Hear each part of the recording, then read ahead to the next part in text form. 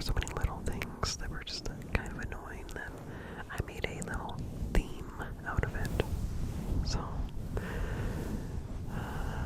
yeah, let's relax with some of life's little annoyances, okay?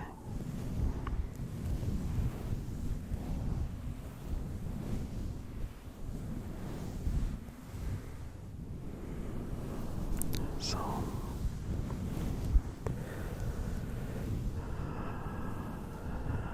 for a couple years now, I've had it in the back of my mind that I would like to get some kind of dictionary, some kind of big, dictionary. I have a small, I think it's a pocket dictionary with Garfield comics mixed in that I got in like elementary school at like a book fair, but it's not super useful. I barely, I never open it, but that's not even a big enough dictionary. Than what I'm picturing like when I was a kid, like we had big dictionaries, and you can like squish leaves in them or flowers or whatever, and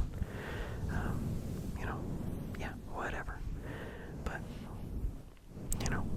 haven't really had those dictionaries for a long time.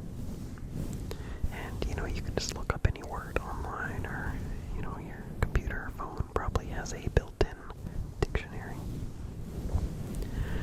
But I have long desired to have a physical dictionary. Like when I was a kid, it was fun to just open the dictionary and look at words. I don't know if everyone did that or not, but I liked looking up random words, just looking through it and seeing stuff. And I have desired to have another print dictionary. Like the dictionary on my computer, I'll type in a word and it'll auto, like as I'm typing, it'll auto, show suggestions. Seems useful, but then once I finish typing the word I want,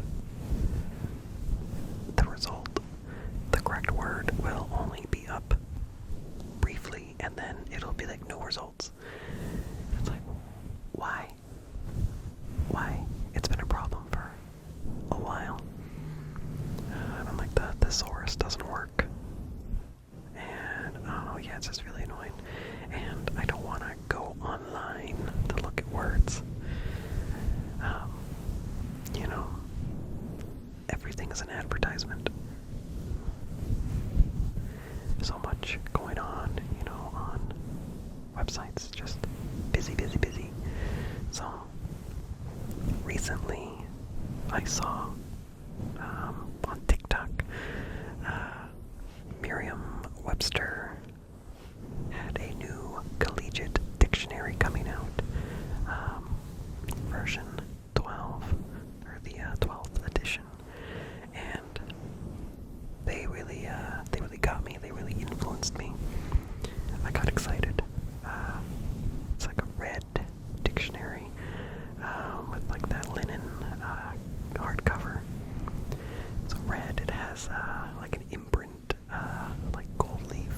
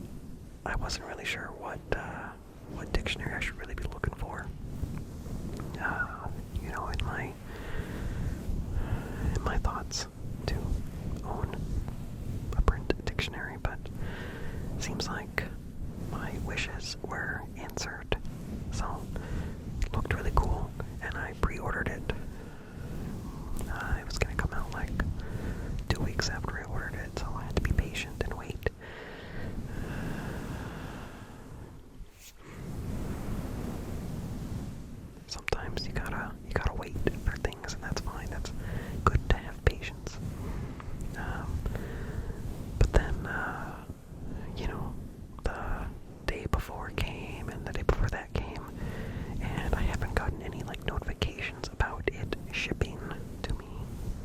Because I figured that it would ship to arrive on the release date. But I never got any notifications about it shipping. I was getting worried. Well, the release date came and, didn't arrive. And still no notifications. So I go on to Amazon. That's where I ordered it from. And it just says temporarily out of stock. And for my order, it doesn't have any date yet for delivery. So I'm like, did you really run out of dictionaries? Even though I pre-ordered. Like, how many did you have on hand? How many did you sell? Like, how is this possible? So it took a while, a few days, and I kept checking, and I saw it went back in stock, but then it went out of stock again. At this moment, I don't know if it's in stock or not, but finally, when I did get an estimate, it was like December 15th, and I'm like, what?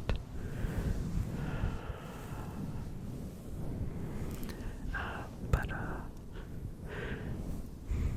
as I kept checking every couple days, like the estimated delivery date would be a little bit closer, like, not December 15th, but then like the 13th, and then like the 9th. It would be a couple days closer each day. And then finally it was like coming on December 1st. I'm like, that's amazing, that's great. And then it actually came the day before.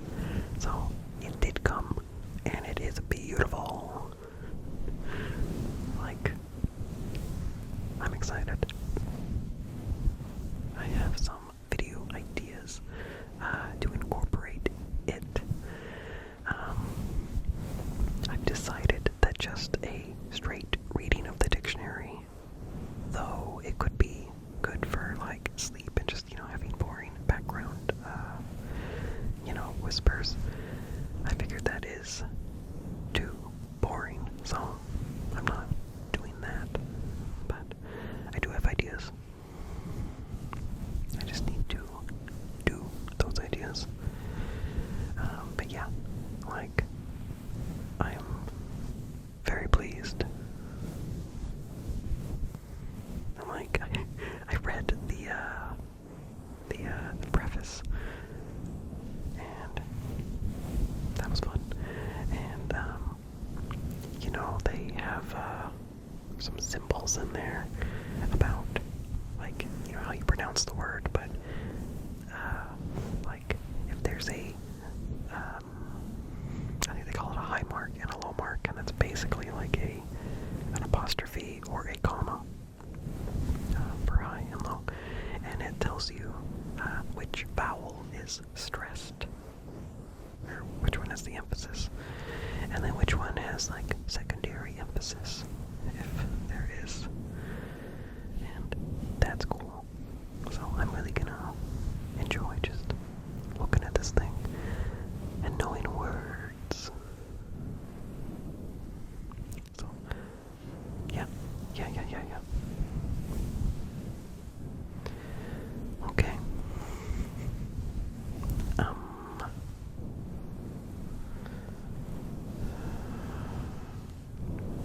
Oh yeah, Merriam-Webster also has an app. I'm kind of annoyed with that because to be ad-free, you have to, pay for it, but it's not just a one-time thing, it's like a subscription, and I'm not buying that. I have the physical thing, but they do have a word of the day that is nice. It's fun. They give you lots of information about the word, not just a definition. They talk about the history and how people use the word. Like, it might have like a literal meaning, but then it also talks about like how people actually use the word. Like, it's pretty cool.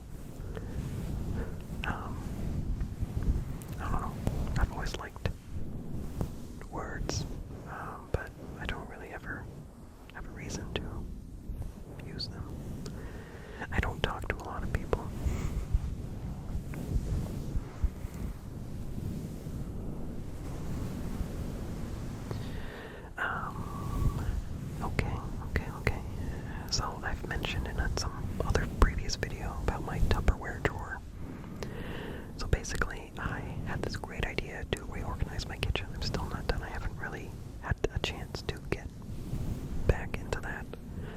But I put all of my Tupperware.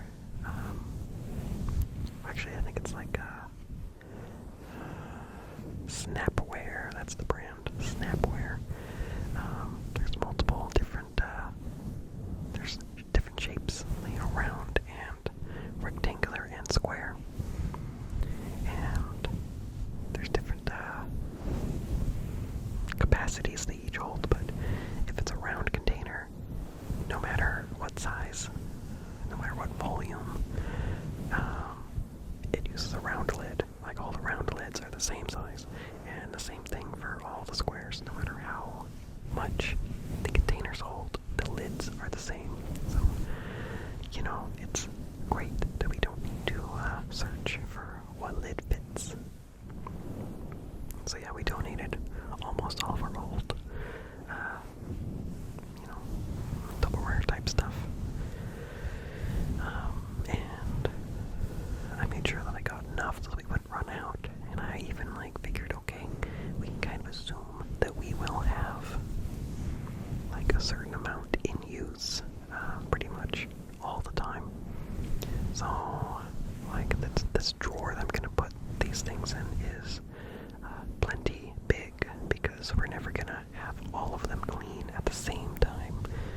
They're almost always gonna be a couple being used, or a couple drying, or ready to be washed. But even with them not all being in use, the drawer doesn't quite fit. So I have some lids in some random cupboard. So that annoys me. And it's I need to have them put in a specific way so that when I close the drawer, the lids that aren't really in their perfect spot, but at least they're in the drawer. So those lids don't tilt. Most of the lids I have just kind of stacked, sideways stacked, and they stay in place. But a couple lids I need to have, laying flat, and I need to put them in a specific way so that they don't tilt after I close the drawer and then make it impossible to open the drawer again. So, yeah, first world problems, but still an improvement. Speaking of kitchen stuff, I know I also mentioned that I do have a lot of sealed containers now for my baking, flour, sugar, other baking things. Because for a bit we had this weird teeny tiny beetle problem. We kept finding little teeny tiny beetles. There's many names or many types that it could be, but I think, I don't know, I've settled on it's a tobacco beetle or a pantry beetle, but they're teeny tiny. Well, I thought I took care of that issue, but I found where I believe they were living. So I made Swedish meatballs in the crock pot, and there's only a few ingredients in that. So I did all the mix. This was a while ago, but there's mustard, and I do a can of Korean mushroom soup to add a little bit of more creaminess. And then there's salt, Worcestershire sauce, some other stuff, some parsley. Well, as I'm mixing all that together, kind of whisking there's a little flour in there too. So I'm whisking that to get it to mix into the liquid. And then I noticed these little specks. I'm those don't look like anything I put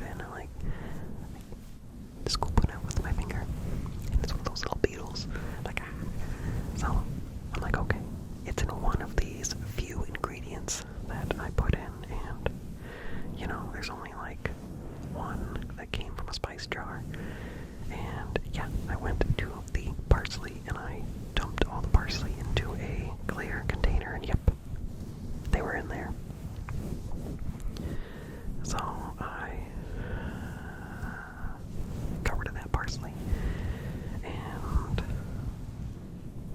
scooped all of them out of the crock pot. I wasn't gonna remake it, so but I got them all out. And heat would kill any germs, but I didn't tell my wife until after we ate. But yeah, I think finally, for real, the beetle thing is gone, solved. The problem is taken care of. But yeah, and I went through the rest of our cupboards and got rid of any old foods or anything I know we're never gonna eat. And I put new liner paper down and reorganized, so it's feeling fresh.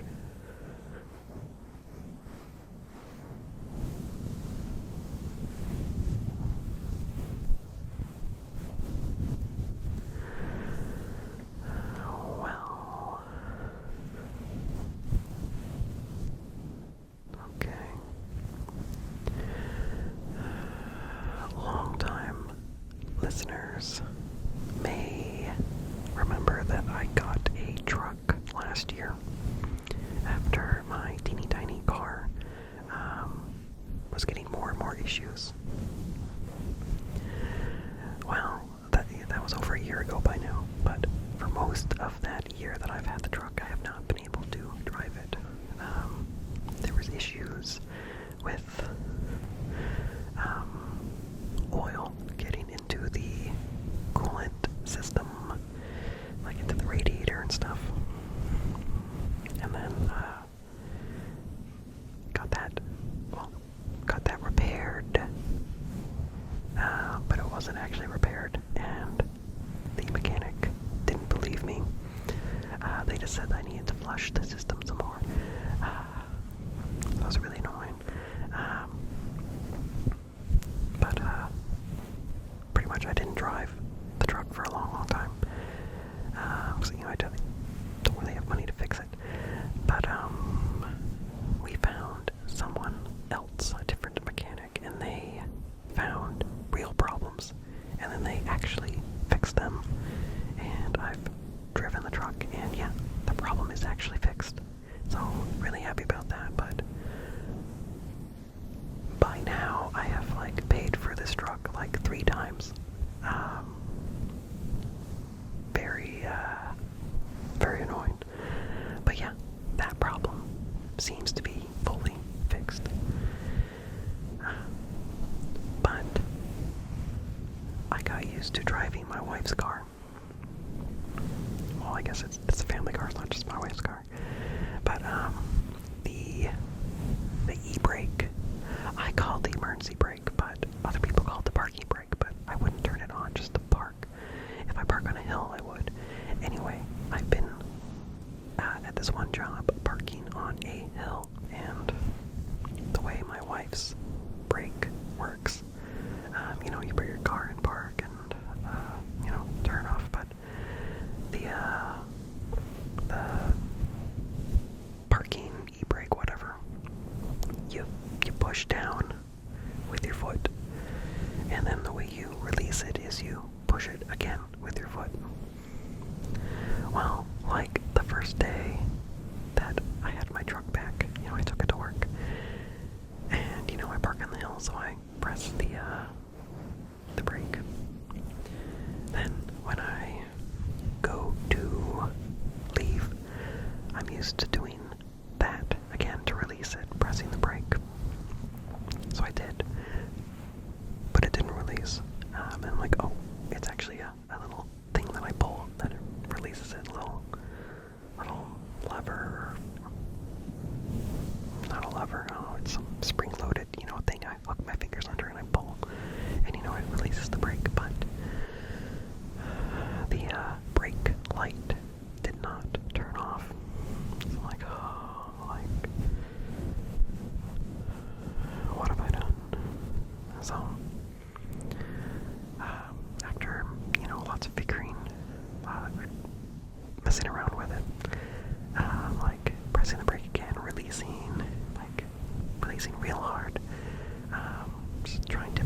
days of trying to get whatever's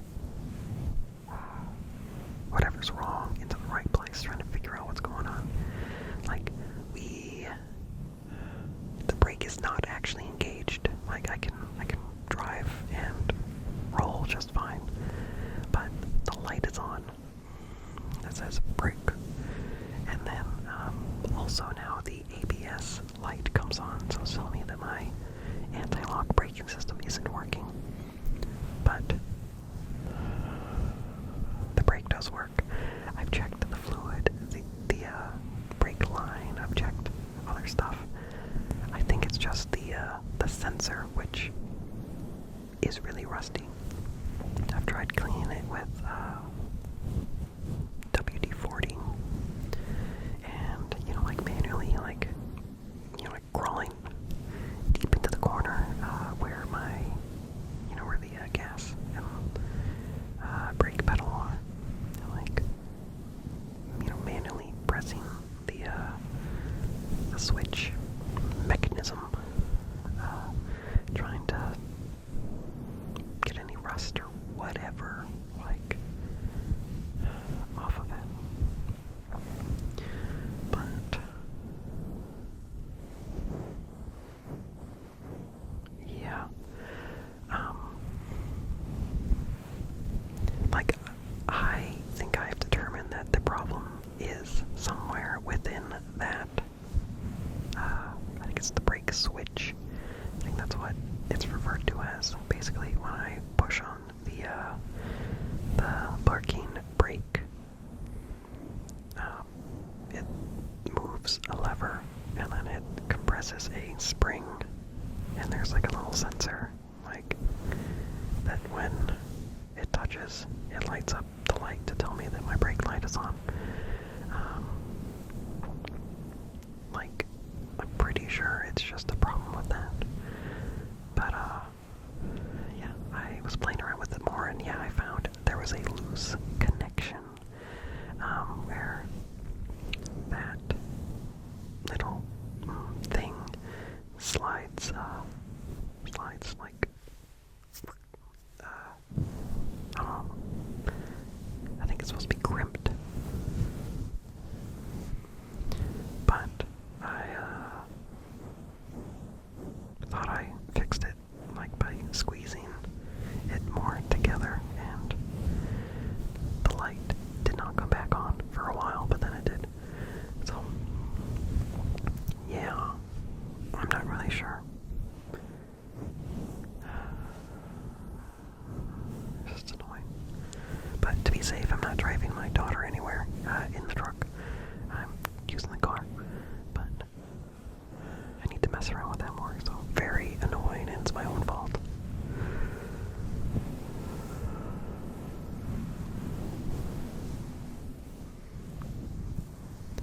Okay.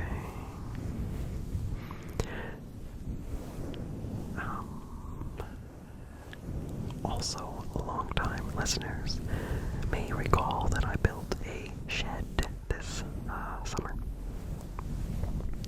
And I'm very proud of it. I did it pretty much alone. It was a lot of work. I had a little bit of help here and there for like little things, like just helping me, like lift the big metal roofing panels onto the roof. And then also just leveling out long pieces of wood. So I didn't have to do that myself, like 16-foot pieces, from one end to the other. But once I had it pretty much done and completed, I kinda didn't do the finishing details of putting the trim on. So on the corners where the siding does not meet, there's just an open corner where it exposes the tar paper, and around the windows and the doors there's no trim. So yeah, it looked very unfinished, but it was functional. Well, I finally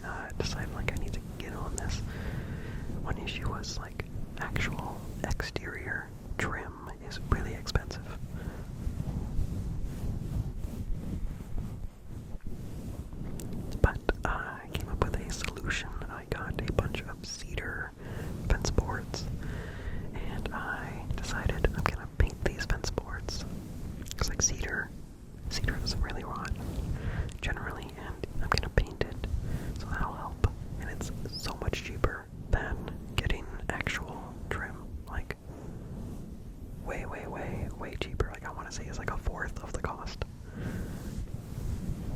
So with my truck, I was able to go get a bunch of these boards and some other things. And yeah, I found a day where rain was very unlikely, so I laid out a table and some plastic on that, and laid out as many boards on the table as I could, but it wasn't as many as I wanted.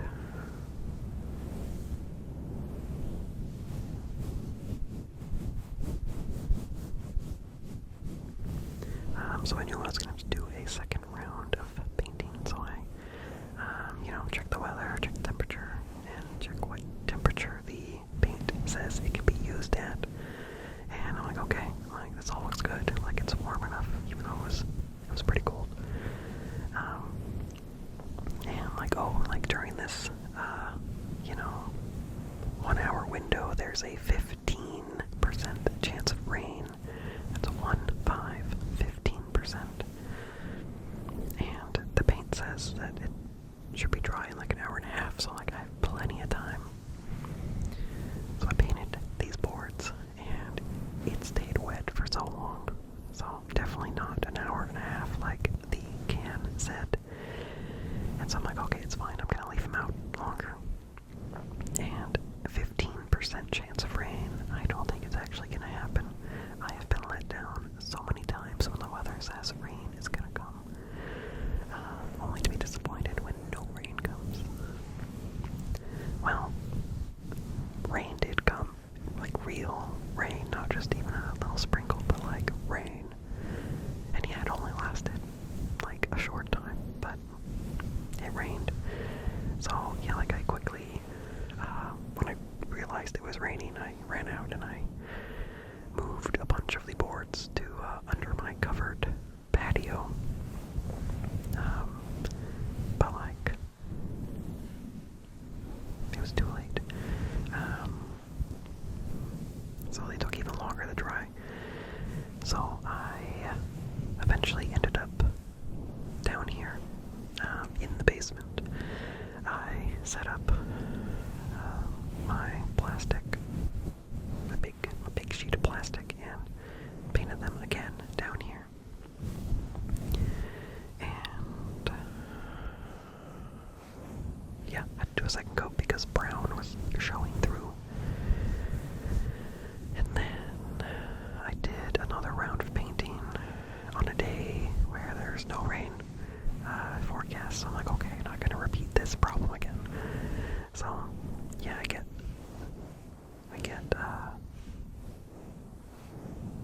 my table out and paint them, and I get the second coat of paint on, and it's great, and I'm gonna go out in a couple hours and see if they're dry so I can maybe start putting trim on. Well, guess what? It rained. So yet again I had to hurry them under the covered patio and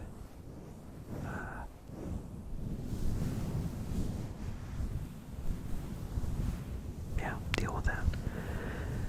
But I have done trim. I have cut a lot of the boards lengthwise, so they're like 2 3/4 of an inch wide, and that thickness is going around the windows and doors, and then full thickness boards are for the corners, and it looks a lot better, so much better. It looks way more finished. Still have a couple more things to do. I still didn't have enough boards painted for all the little details.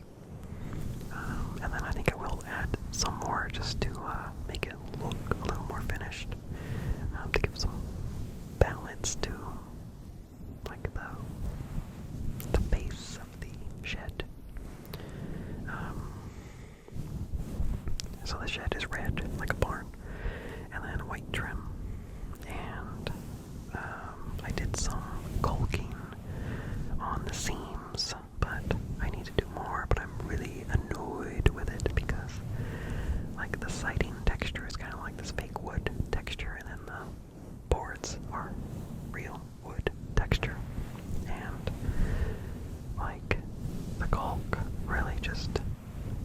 first of all, it doesn't want to like stick. It just kind of starts to roll off, so I gotta like press it really against the siding and the trim corner as I do it. And then I gotta take my finger and like squish it down, smooth it out, but it really just gets into the texture of the siding. And then I try to like wipe it up with a like damp sponge, and it just smears more and more and more, and it's really annoying. Like, I did mostly just caulking on the trim to trim corners. So, like, where the trim overlapped the other piece of trim. Like where one wall and the other wall covered. No, that's not a good description. You know, the front wall and the side wall. Each wall needs a piece of trim. So where the two pieces connected, I did those. But doing the siding to trim, it's gonna take a lot of work. Anyway, it feels good to have the trim mostly on.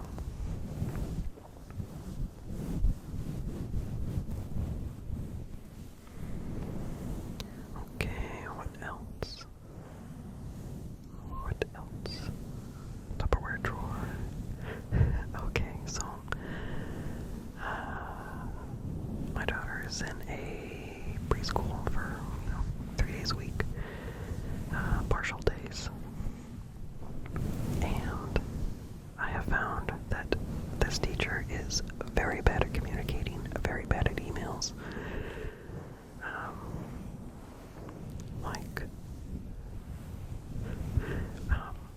There's drop-off windows for different groups of parents. There's like 5 kids per drop-off window. It's like a 10-minute window. Well, actually, none of the emails ever actually defined when the end of the window is, just the beginning.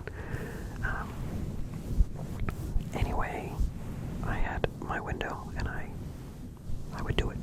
I would get there in the correct time, and I would park, not usually even in the designated spots, but just on the road. So, that's allowed. Like, if all the spots are taken, park on the road. I'm like, well, let's park on the road anyway.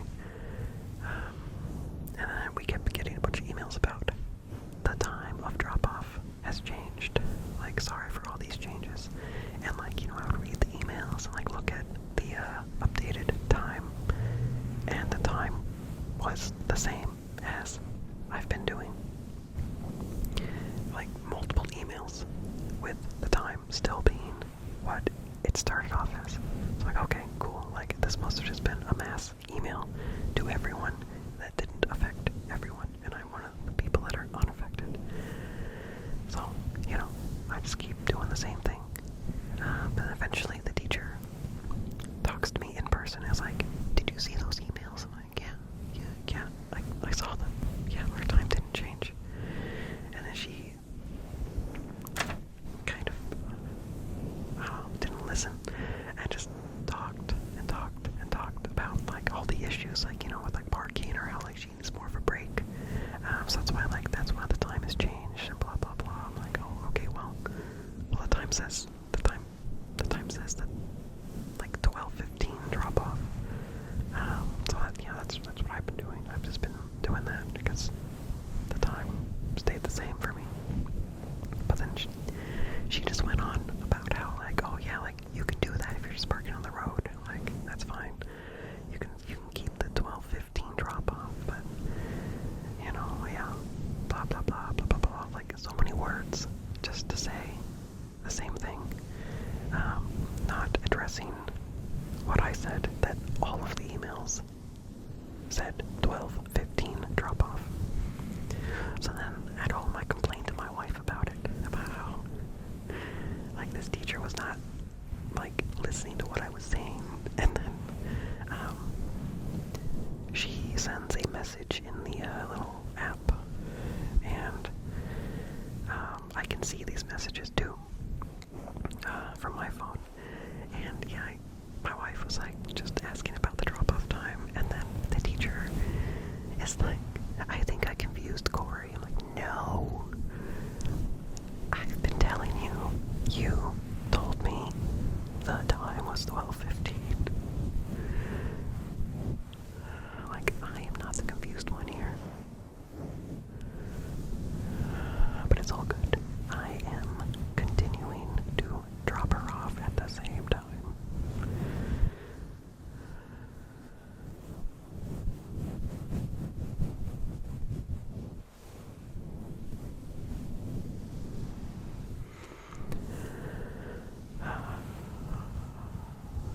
Well, what else?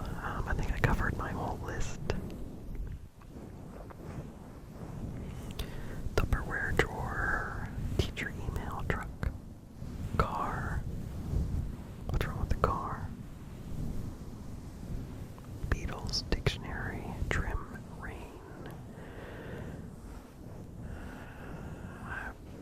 Car. What's wrong with the car? What's wrong with the car? I wrote it down for some reason.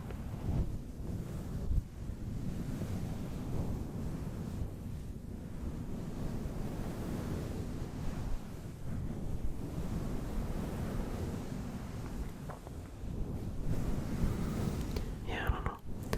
Oh yeah, I filled up my truck's wiper fluid. I was like, I'm gonna make sure I'm ready for like de-icing my windshield, or getting bugs and dirt and pollen off.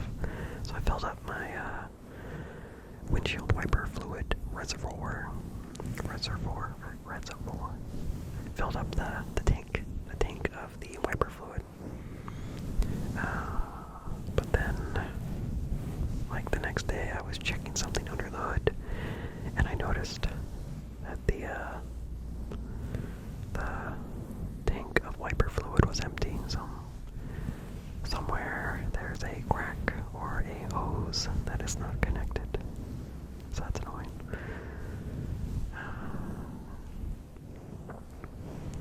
Anyway, yeah, a lot of those are just little annoyances, just kind of like, you just gotta chuckle.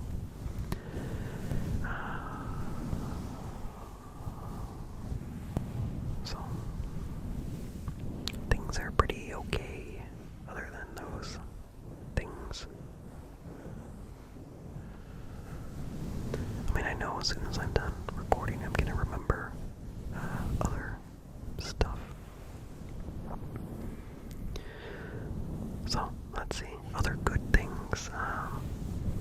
We had a Friendsgiving. We had people over at our house.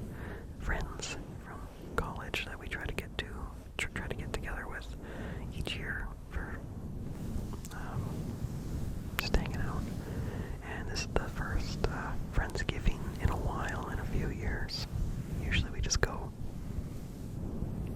like hang out somewhere and play games, but this was like cozy food and stuff, and I think it worked out really good. People had a good time. People hung out, and it was delightful. I made mulled wine. I have been getting better and better at making mulled wine in the crock pot.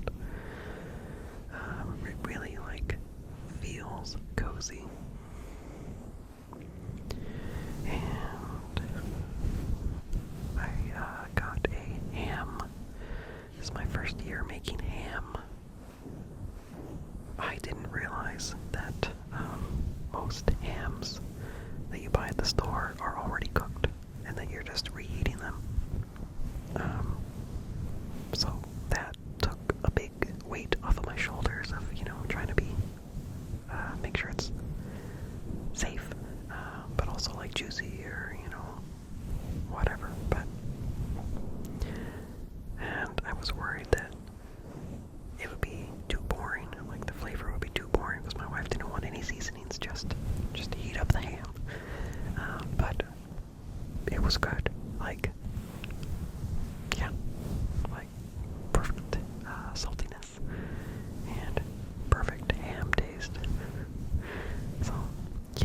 much easier than making a turkey.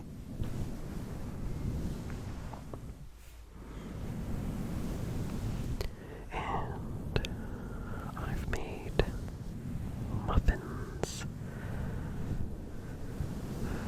I've had good success with muffins. I found a blueberry muffin recipe, but I threw in, instead of blueberries, I threw in frozen, like triple berry medley, so blackberry, raspberry, blueberry, and that has been so good. I've made that like 3 times. Like, I really like them.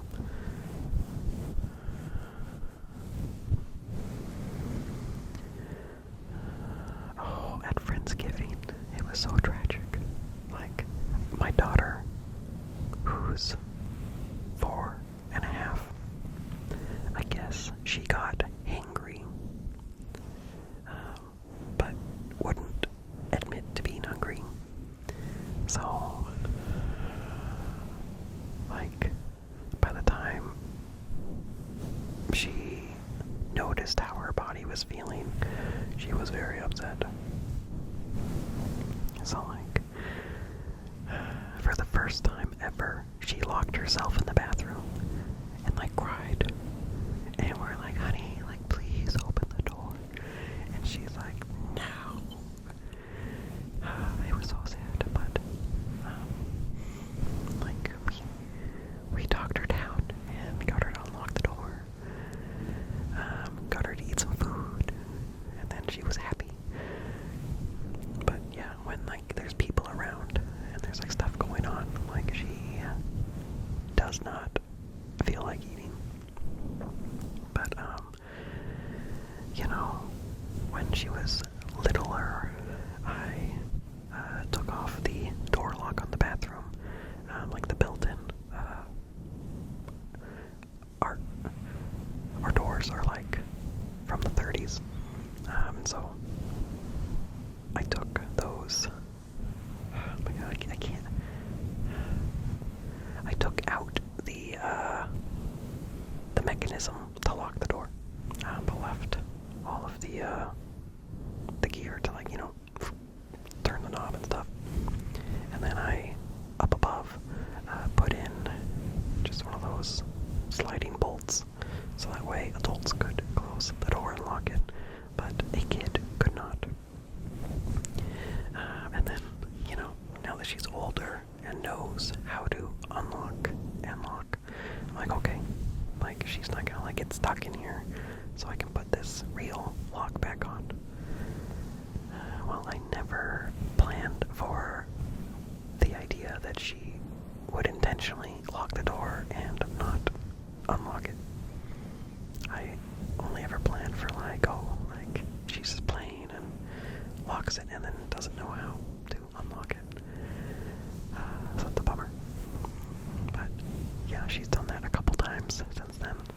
But after talking to her, she has listened to us and does not lock the door if she is gonna go be angry about something. So that's good.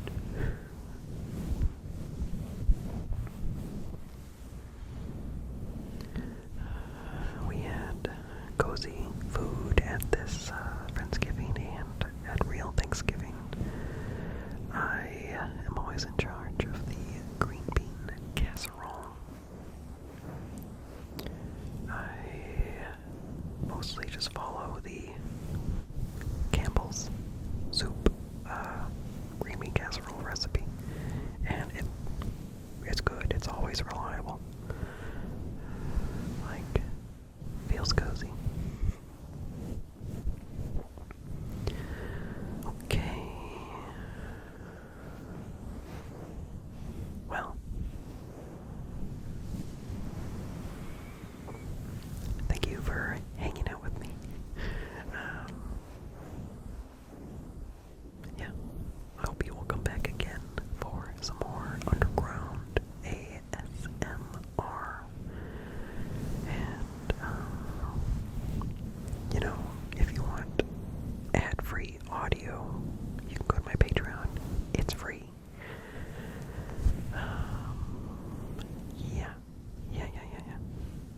can also